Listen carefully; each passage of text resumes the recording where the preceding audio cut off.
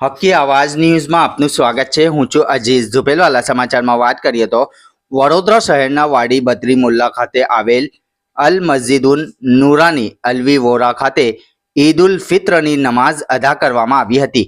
ફજરની નમાઝ બાદ 2 રકાત શુક્રાનાની નમાઝ અદા કરી આફિયતના ટોપિક પર રમજાન માસના અલ્લાહની કૃપા રહેમત પર તકરીર કરી હતી।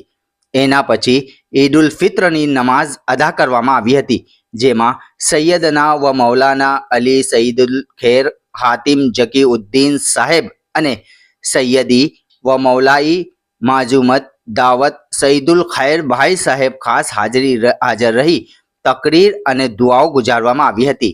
અંતે એકબીજાને ઈદની મુબારકબાદી પાઠવવામાં આવી હતી, જેમાં મોટી સંખ્યામાં લોકો હાજર રહ્યા હતા। रिवॉट रोजे अरब